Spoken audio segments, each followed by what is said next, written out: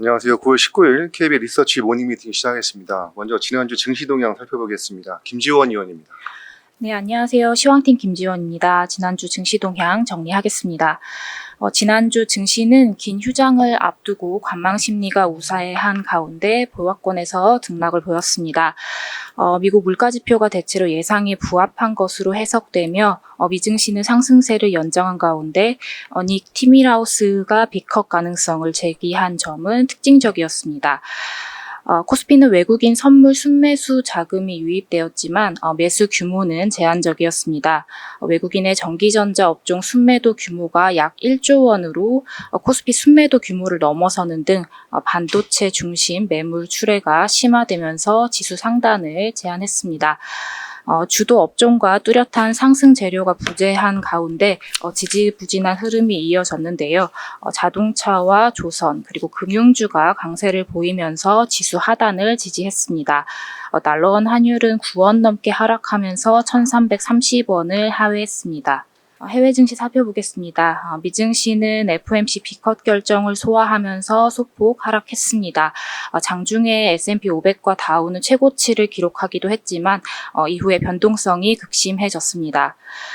연준은 4년 반 만에 금리를 인하하면서 완화 행보를 시작했습니다.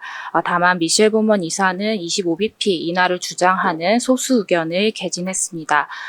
점도표를 통해서 연준은 올해 추가 50bp 그리고 내년 100bp 인하 가능성을 시사했고 연말 실업률은 4.4% 그리고 근원 PCE는 2.6%를 제시했습니다.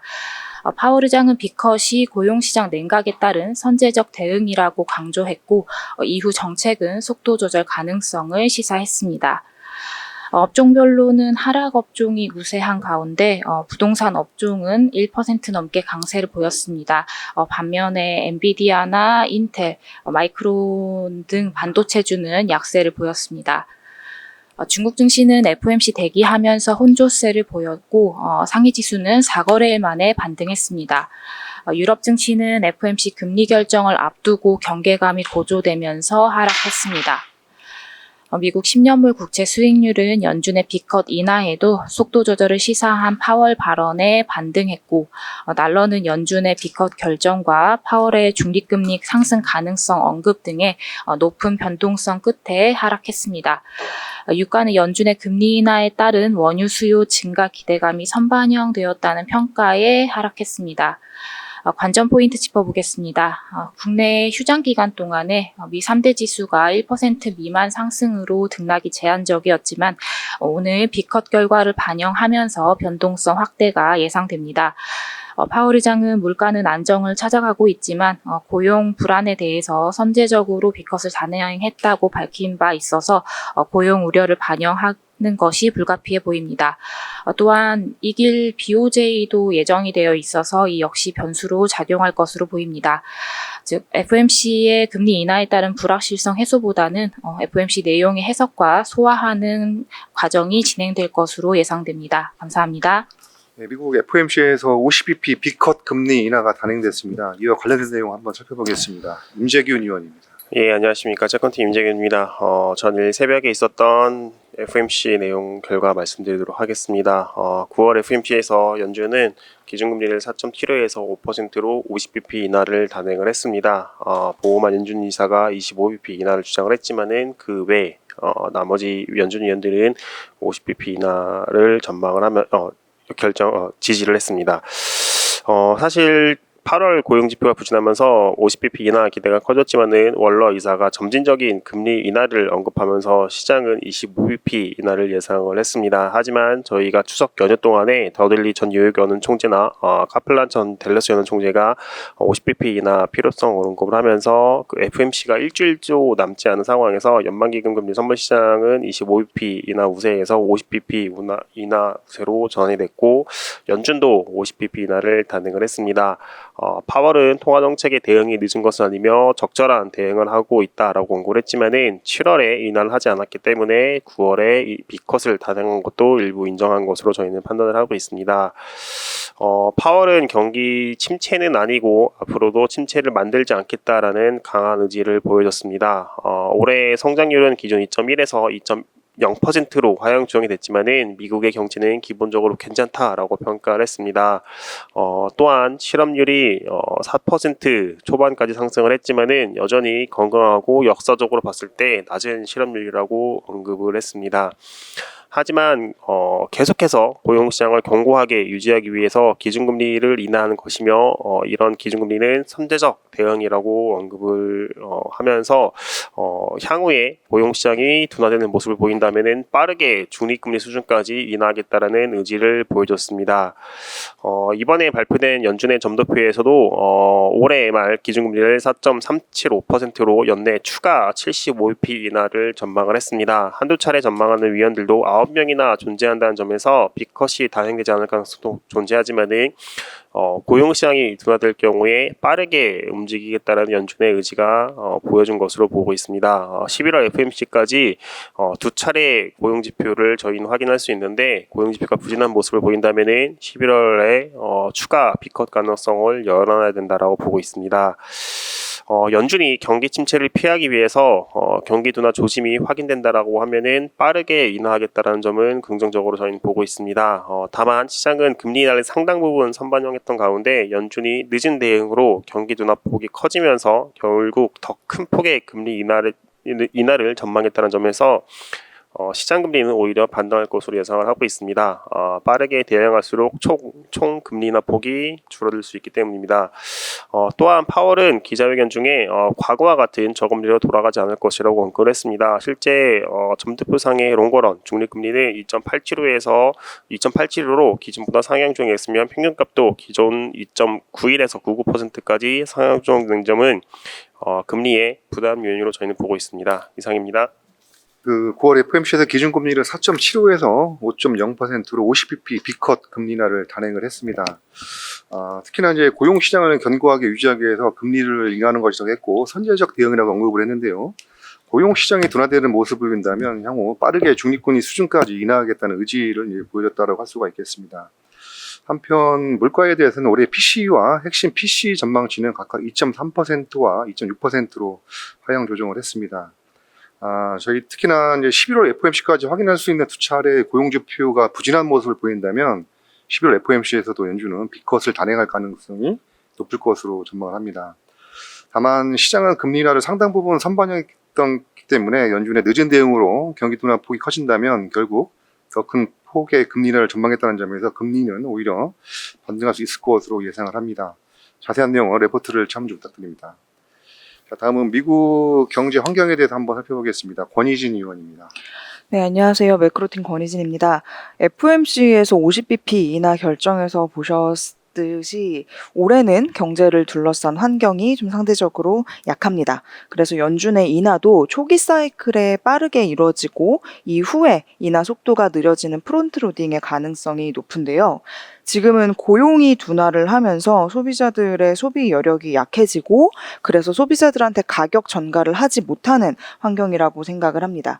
오른쪽 그림에서 보시는 PPI와 CPI 비율 이거를 보시면 생산자 가격이 소비자들한테 얼마나 많이 전가가 되는지를 보여줍니다. 이 숫자가 올라가게 되면은 소비자한테 전가가 적게 이루어지고 하락하게 되면은 더 많이 전가된다라고 이해를 하시면 되는데 지금 최근의 숫자들을 보시면 22년부터 쭉 하락하다가 올해 3월 이후로 방향성이 좀 달라지는 모습을 보실 수가 있습니다. 생산 가격이 올라가는 것만큼 소비자들한테 소비자 가격으로 녹이기가 더 어려워졌다라는 뜻이라고 이해를 하시면 되고 소비자들의 구매력이 약해졌기 때문이라고 저희는 생각을 합니다. 이런 모습은 그동안 상품 부문, 그러니까 굿즈 쪽에서만 꾸준하게 나타나던 현상이지만 최근에는 서비스 쪽으로도 확산이 되기 시작했다라는 게 특징적이고요. 가게의 소비력이 낮아지면서 최근에는 상품뿐만 아니라 서비스 전반으로도 수요가 둔화하고 있다라는 점들을 확인을 하실 수가 있습니다. 그리고 올해에는 선거가 있죠. 선거의 불확실성이 이제 굉장히 높은 상황인데 기업 활동을 점점 더 제약을 하는 상황입니다. 그래서 기업들한테 서베이한 내용을 보시면 지금 기업 활동하기에 좋지가 않은 타이밍이다라고 응답을 한 사람들 중에서 정치적인 환경을 가장 큰 이유로 뽑은 비율이 8월 달 들어서 굉장히 크게 높아졌습니다. 그래서 최근에 관찰되는 수요 둔화에 더불어서 이런 정치적인 환경들의 약화 때문에 취약한 올해 경제 여건은 당분간 좀 이어질 가능성이 좀 높다라고 생각을 하고요. 이걸 감안을 하게 되면은 이번 인하 사이클에서도 초반에 인하 속도가 상대적으로 빠를 수밖에 없는 환경이다라고 보고 있습니다. 그리고 실제로 어제도 50bp의 인하가 있었는데요. 그렇다라고 해서 경기 침체의 가능성은 오히려 더 낮아질 거라고 저희는 생각을 하고 있고 내년으로 가면서 지금 빅컷이 단행된 만큼 인하 효과가 경제 지표의 회복으로 관찰되고 정치적인 불확실성도 어찌됐든 11월 지나고 나면은 해소가 될 거기 때문에 이후에 인하 속도도 점차 완만해지고 경기의 반등도 관찰이 될 것이다 라는 의견을 유지를 합니다. 이상입니다. 네, 가계의 소비력이 약해지면서 상품 서비스 전반에 수요가 둔화되고 있음을 좀 시사되고 있는데요. 상대적으로 약한 올해 경제 환경이라고 할 수가 있겠습니다. 특히나 올해는 이제 선거 불확실성 기업 활동을 제약을 하고 있는데요.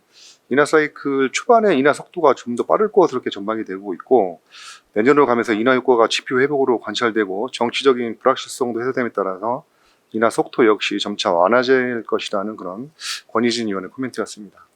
다음은 FOMC 이후에 금융주 대응 전략에 대해서 살펴보겠습니다. 하인환 의원입니다. 네, 안녕하십니까. KB증권 시황 담당 하인환입니다. 오늘은 금융주 관련해서 업데이트 드리도록 하겠습니다. 올해 밸류업 프로그램과 관련해서 금융주를 계속 말씀드리고 있는데요. 9월에는 주가 흐름이 약간 부진한 흐름을 보이고 있습니다. 그래서 이 금융주에 대해서 어떻게 판단해야 될지 말씀드리도록 하겠습니다. 올해 금융주 주가를 볼 때 많은 분들이 주로 이 밸류업 프로그램 관점으로만 접근을 하고 있습니다. 하지만 금융주는 전통적으로 금리에 민감한 산업이고요. 특히 이제 금리가 상승할 때 유리한 은행주, 보험주들이 시가총액이 크기 때문에 증권주를 포함한 금융주 전반적으로 봤을 때 이제 금리가 상승하는 구간에 금융주가 유리하고 금리가 하락하는 구간에서는 상대적으로 불리한 그런 경향을 갖고 있습니다. 근데 어제 이제 미국 연준이 금리 인하를 했었죠. 긴축을 하다가 처음 금리 인하로 전환한 시기였었는데 과거의 그런 시기들을 비교해 봤습니다. 예전 사례들을 보시면은 예외 없이 모두 다 첫 금리 인하 직전까지 미국 장기물 금리가 하락하는 모습을 보였었고요. 이번에도 마찬가지 흐름이 나타났습니다. 따라서 9월에는 이런 흐름을 반영했었기 때문에 금융주들이 상대적으로 좀 부진하지 않았을까라고 판단할 수가 있고요. 하지만 반대로 FOMC 이후에는 시장 금리가 횡보 또는 반등하는 그런 경향들도 관찰되고 있습니다. 따라서 앞으로 확인해야 될 점은 이 미국 10년물 금리, 즉 장기물 금리의 하락이 진정되는지 여부를 확인해 주시면 좋을 것 같습니다. 두 번째로 확인해야 될 점은 금융주들의 실적 발표입니다. 10월 말은 금융주들이 실적 발표를 하는 시기고요. 올해 4월과 7월에 실적 발표를 할 때 금융주들이 밸류업 또는 밸류업 계획을 발표하면서 주가가 아웃퍼폼했던 점을 참고할 수가 있겠습니다. 9월 말에는 우리나라 정부에서 밸류업 인덱스도 발표할 예정이고 그와 함께 밸류업 프로그램에 대한 정책 추진이 가속화할 수 있는 상황입니다. 따라서 이제 10월 말에 금융주들이 실적 발표를 하면서 아직까지 밸류업 관련된 공시를 하지 않은 그런 기업들이 추가적으로 밸류업 프로그램에 동참할 가능성에 주목할 필요가 있겠습니다. 이상입니다. 네, 올해 금융주를 설명을 논리는 주로 이제 밸류업 프로그램에 집중돼 있었습니다. 하지만 전통적으로 한국 금융주는 금리 흐름에 상당한 영향을 받아왔습니다. 이번 이제 9월 FOMC에서 50bp 금리 인하를 단행을 했죠. 그래서 물론 향후에 추가적인 금리 인하가 본격화되겠지만 단기적인 불확실성은 해소되는 셈이라고 할 수가 있겠습니다. 따라서 앞으로 확인해야 될 점은 미 국채 10년물 금리 하락이 진정되는지 여부와 두 번째는 금융주 실적 발표와 밸류업 공시 가능성이라고 할 수가 있겠습니다. 자세한 영어 레포트를 참조 부탁드립니다. 다음은 퀀트 전략 한번 살펴보겠습니다. 김민규 의원입니다. 안녕하세요. 퀀트 담당하고 있는 김민규입니다. 오늘은 자료 두 가지를 말씀드려보도록 하겠습니다. 첫 번째는 수급 관련된 자료이고요. 두 번째는 밸류업 관련된 자료인데요. 일단 첫 번째 수급 자료 먼저 말씀을 드려보도록 하겠습니다. 최근에 이제 시장을 판단할 때 많은 수의 투자자분들이 수급이 얇다, 거래가 많이 줄어들었다라는 것을 느끼고 계십니다. 실제로 수치로 관찰되는 이 거래 대금도 코스피 코스닥 모두 줄어들었고 반도체와 나머지 업종들 모두 감소한 그런 상황입니다. 이런 상황 속에서 드는 첫 번째 의문이 거래가 다시 늘어날 것인가 일 텐데요. 저희 생각에는 짧은 시간 안에 거래가 이전처럼 활발해지기에는 녹록지 않은 그런 환경으로 판단을 합니다. 일단 거래가 되려면은 이 주식을 하려는 의지, 즉 심리가 개선이 되어야 하는데 지금은 아무래도 금리 인하, 또 이제 실적, 그리고 대선이나 한국의 정책 이런 불확실성을 주는 요소들을 확인해야겠다라는 심리가 지배적이기 때문에 단기간에 거래가 예전처럼 반등하기 쉽지 않아 보이고요. 그리고 두 번째 질문은 반도체의 수급상 소외가 더 진행될 것인가 하는 것인데요. 단기로는 반도체가 거래를 다시 잡고 수급상 소외를 잠시 해소할 가능성이 높지만 중장기로는 다시 거래가 추세를 갖고 돌아왔을 때 반도체가 다시 수급을 빨아들이기보다는 다른 산업이 그 대상이 될 가능성이 크지 않을까 싶습니다. 즉 단기와 장기의 흐름이 다르게 나타날 가능성이 높다라는 건데요. 일단 단기가 그런 이유는 반도체의 거래가 상승 추세 속에 있었지만 단기적으로 잠깐 떨어진 상황이기 때문에 이 단기가 장기로 상승 수렴할 가능성이 높기 때문이고요. 그리고 장기로는 다른 업종들이 수급을 빨아들일 여유가 큰 이유가 역사적으로 봤을 때 반도체와 나머지 업종들의 회전율 차이가 지금 고점까지 와 있기 때문입니다. 즉 장기적으로는 반도체의 거래가 많이 증가해 있는 그런 상황이기 때문에 단기로 올라갈 여진이 있어도 장기로 봤을 때는 다른 업종들이 수급을 빨아들일 여지가 많다라는 것이고요. 결론적으로 이런 상황, 즉 수급의 열쇠를 반도체가 쥐고 있지만 장기와 단기의 방향성이 다른 만큼 판단이 명확하지 않은 그런 상황 속에서는 반도체의 중립적인 그런 업종이나 종목을 보는 것도 좋지 않을까 생각이 듭니다. 그래서 이번 자료에 정리한 종목 리스트는 반도체와 주가 또는 거래에 상관성이 크지 않은 것들을 한번 정리를 해보았습니다. 자세한 리스트는 자료 첨부 부탁드리겠고요. 그리고 두 번째 자료는 밸류업 지수 관련된 내용입니다. 9월에 KLX 코리아 밸류업 지수가 발표가 될 예정인데요. 거기 들어갈 종목이 무엇이 될지 한번 후보를 만들어 본 자료입니다. 일단 거래소에서 제시한 기준은 수익성과 또 밸류에이션, 주주 환원, 그리고 이익 이런 것들을 종합적으로 보겠다라고 발표를 먼저 해둔 상태이고요. 그래서 이 기준을 갖고 거래소와 같진 않겠지만 최대한 비슷하게 추정을 해보면은 업종 분포를 봤을 때는 아무래도 금융주들이 밸류업 지수에 들어갈 종목이 가장 많은 그런 상황인 것 같고요. 그 다음에 자동차를 비롯한 소비재, 소재 산업재 이런 순으로 종목이 많습니다. 그리고 아울러 저희 자료에는 지수 편입 예상 종목 이외에도 현재까지 기업 가치 제고 계획을 공시하면서 밸류업에 참여한 종목 리스트도 정리를 해보았습니다. 자세한 리스트는 자료 첨부 부탁드리겠습니다. 감사합니다. 최근 시장은 거래가 줄면서 수급이 상당히 얇아진 시장이라고 할 수가 있겠습니다. 그래서 단기로는 반도체가 다시 수급을 빨아들일 여지가 있으나 장기로는 그렇지 않다고 판단하는데요. 수급 판단이 어렵다면 그 반도체 중립적이면서 2025년에 이익 성장 예상되는 종목 리스트를 점검해 봤습니다. 한번 레포트를 참조해 주시고, 그리고 지난 그 한국거래소에서는 KRX 코리아 밸류업 지수를 9월 달에 출시한다라고 발표를 했는데요. 아마 밸류업 지수는 추석 연휴 이후에 발표될 걸로 예상이 되고 있고, ETF는 기존 예정이 12월보다 빠르게 출시될 가능성도 언급이 되고 있습니다. 그래서 저희 KB증권에서는 유동성이라든지 주주 환원, 수익성 등 기본 조건을 만족하는 종목을 추리고 여기서 현금 등을 고려한 지수 편입 후보 종목을 정리했습니다. 그래서 ROE와 주주 환원율이 높은 시가총액 상위주들은 금융주에 가장 많이 포함되어 있고 여기에 자동차라든지 소재, 산업재 종목들이 포함되어 있습니다. 그래서 미리 보는 KRX 코리아 밸류업 지수 한번 레포트를 첨부 부탁드리겠습니다. 네, 다음은 그 일본 전략에 대해서 한번 살펴보겠습니다. 강효주 의원입니다. 안녕하세요. 일본 중국 담당 강효주입니다. 오늘 새벽에 FOMC의 통화정책 발표가 있었는데 일본 역시도 오늘 내일 BOJ의 통화정책 회의가 진행이 됩니다. 그리고 내일에 아마 금리가 어떻게 될지 결정이 되겠죠. 지금 사실 BOJ의 통화정책 회의에서 금리가 인상될 것인가 여부에 대해서 굉장히 관심이 많은데요. 그 이유는 아무래도 엔달러가 굉장히 크게 움직일 수 있고 엔달러가 굉장히 강세로 가게 되면 엔캐리가 다시 불거질 수 있기 때문입니다. 일단 지금 당장은 BOJ의 추가 금리 인상 9월에는 없을 것 같다라고 생각을 하고 있습니다. 지난주에 발표된 물가 지표들이 이를 좀 뒷받침하고 있는 것으로 보이고요.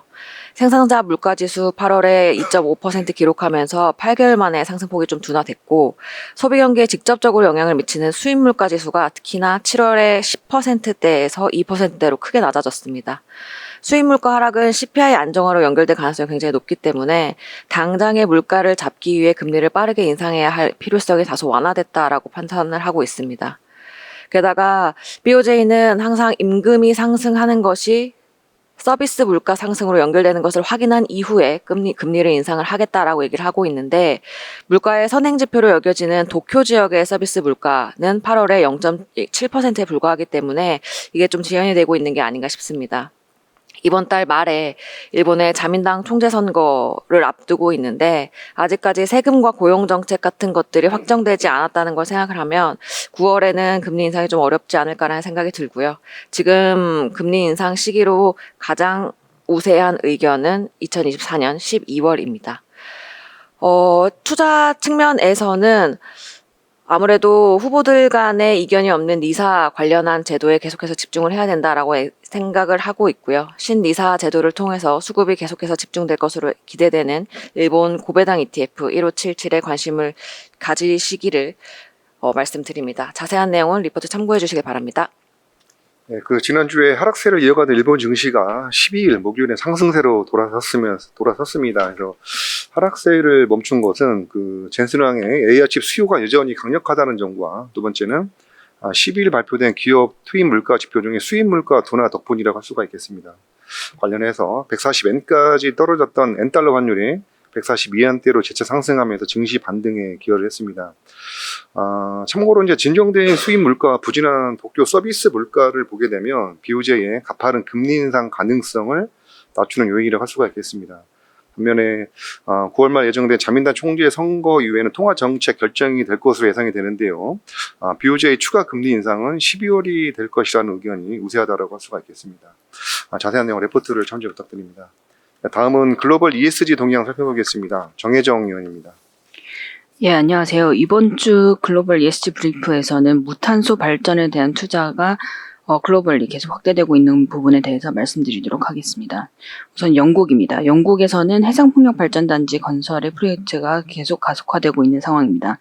영국은 지난 3일 131개의 재생에너지 프로젝트를 공개 입찰을 했고, 이에 따라서 해상풍력 프로젝트 5.3기가와트, 태양광 3.3기가와트를 포함해 역대 최대 규모인 총 9.6기가와트의 신재생 발전 설비를 확보하는 데 성공했습니다.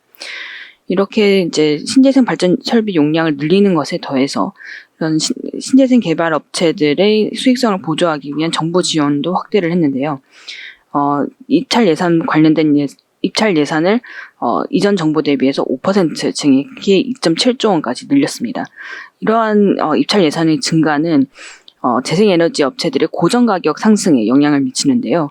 영국의 재생에너지 업체들은 차익 계약 제도를 통해서 이제 고정가격, 일정 수준 이상의 가격을 보장받을 수 있게 됩니다. 이런 정부의 예산 증가에 따라서 이번에 참여한 해상풍력 개발 업체들은 지난 입찰 대비해서 약 이제 43%에서 51% 정도 높은 수준의 고정 가격을 보장을 받았습니다. 영국은 이미 유럽 내에서 최대 규모의 해상풍력 발전단지를 보유하고 있지만, 그 안에서도 특히 앞으로도 더 빠르게 늘어날 것으로 예상되는 부분은 해상풍력 발전입니다. 영국 정부는 지난해 7월 2030년까지 육상풍력을 2배, 태양광을 3배, 해상풍력은 4배까지 늘리겠다고 공약을 했습니다. 이에 따르면은 필요한 해상풍력 발전단지 규모는 60기가와트 수준인데, 이를 달성하기 위해서는 내년까지 추가로 31기가와트의 신규 용량이 필요한 상황이기 때문에 앞으로도 좀 적극적인 증설이 일어날 것으로 보고 있습니다. 한편 원전에 대한 투자도 이제 앞으로 늘어날 것으로 보여집니다. 특히 ESG 펀드들이 이런 원전에 대한 투자를 다시 재개하고 있는데요. 원자력 발전의 경우 그간 핵 폐기물 처리 등의 우려 사항으로 인해서 ESG 펀드 차원에서는 좀 외면되어 왔던 부분이 있습니다. 하지만 최근 들어서 넷제로를 달성하기 위해서는 어쩔 수 없이 필요한 발전원이라고 재평가가 되면서 다시 이제 투자 대상으로 편입이 되고 있는 상황인데요. 전력 부문에서 온실가스 배출을 감축하는 데 있어 원전이 좀 필수적이라는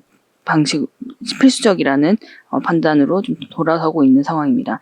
이런 부분들은 특히 AI 사용 증가로 인해서 전력 수요가 빠르게 늘어날 것으로 전망되는 가운데 신재생 발전만으로는 채우기 어렵고 원전이 포함되지 않는다면 이를 뒷받침하기 위해서 탄소를 배출하지 않으면서 안정적으로 대규모 전력을 공급하기 어려울 것으로 보여지기 때문입니다.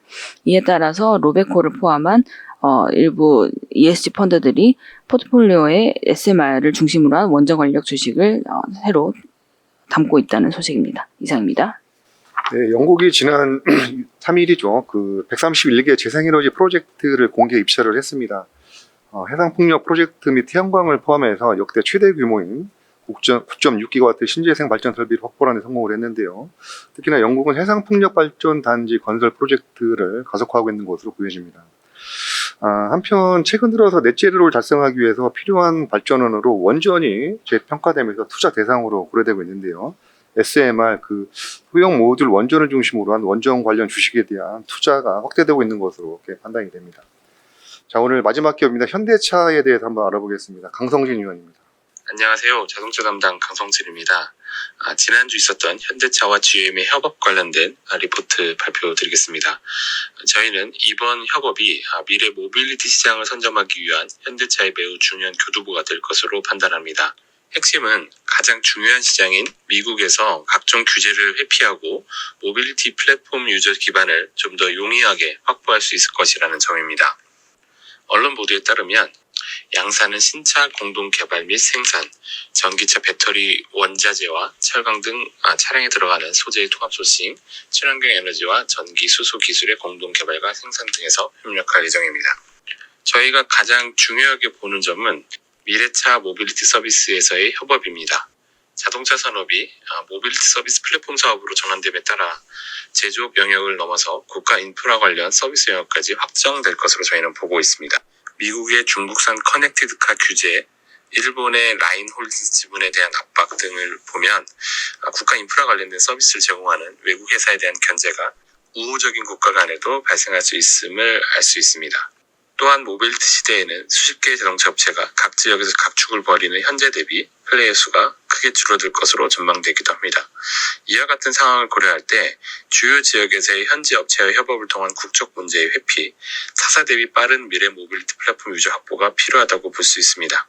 현대차와 GM의 협업은 이러한 부분에서 이점을 줄 수 있고요. 이번 협력을 통해 현대차는 미국에서 오랜 경쟁 관계였던 일본 자동차 업체를 앞설 수 있는 중요한 교두보를 확보했다는 판단이고, 최근에 발표됐던 폭스바겐의 리비안 투자보다도 더 앞선 성과라고 평가할 수 있습니다. 이상입니다. 네, 현대차가 GM과 자동차 개발, 부품 소재 구매, 교체 생산 등 영역에서 협력하기로 지난주에 합의를 했는데요. 이는 미래 모빌리티 시장을 선점하기 위한 현대차가 매우 중요한 교두보가 될 것으로 이렇게 판단이 됩니다. 특히나 미국 시장의 각종 규제를 회피하고 모빌리티 플랫폼 유저 기반을 더 용이하게 확보할 수 있을 것으로 판단이 되는데요. 양사와의 협력이 주가에는 긍정적으로 움직일 것으로 판단이 됩니다. 자세한 내용은 레포트를 참조 부탁드립니다. 이상으로 9월 19일 KB 리서치 모닝 미팅 마치도록 하겠습니다. 감사합니다.